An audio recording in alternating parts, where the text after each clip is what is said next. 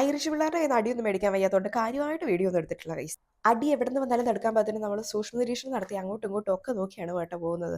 എവിടെ നിന്ന് കിട്ടിയാലും നമ്മൾ റെസിസ്റ്റ് ചെയ്യണമല്ലോ. കോർക്കിൽ മിനിപ്ലക്സ് പോയിട്ടാട്ടോ പടം കണ്ടത്. വേറെ ആരുടെ അല്ല, നമ്മുടെ സ്വന്തം രജനിയാണ് എൻ്റെ പടം. ഇതിനകത്ത് എന്നാന്ന് വെച്ചാൽ നമ്മളൊരു കല്ലെടുത്ത് എറിഞ്ഞാൽ കറക്റ്റായിട്ട് ഏതെങ്കിലും ഒരു ഇന്ത്യക്കാരുടെ തലയിൽ ചെന്ന് ചാടും. കാരണം ഐറിഷുകാരെക്കാളും കൂടുതൽ ഇവിടെ ഞാൻ ഇന്ത്യക്കാരെയാണ് കണ്ടത്.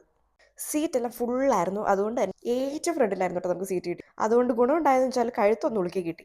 പിന്നെ രജനിയാണ് എൻ്റെ പടമല്ലേ, നമ്മൾ എന്തും സഹിച്ചും കാണും. കയറുന്നതിന് മുന്നേ ഓറഞ്ച് ക്യാരറ്റും കൂടെ ഇട്ടൊരു ജ്യൂസ് വാങ്ങി ഞം കുടിച്ചുകൊണ്ട് അവിടെ ഇരുന്ന്. അങ്ങനെ രജനിയണ്ണൻ വരാറായിട്ടുണ്ട്. ജ്യൂസ് മുഴുവൻ പടം തുടങ്ങുന്നതിന് മുന്നേ തീർത്ത്. അതാണല്ലോ നമ്മുടെ ഒരു ശീലം. അപ്പോൾ ഗൈസ് നമ്മൾ ആഗ്രഹിച്ച് മോഹിച്ചെന്ന പടം ഇതാ.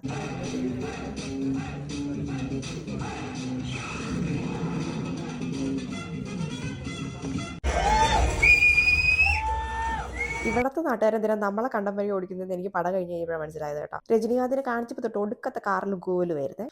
എന്നാലും നല്ല ഓളം ഉണ്ടായിരുന്നു.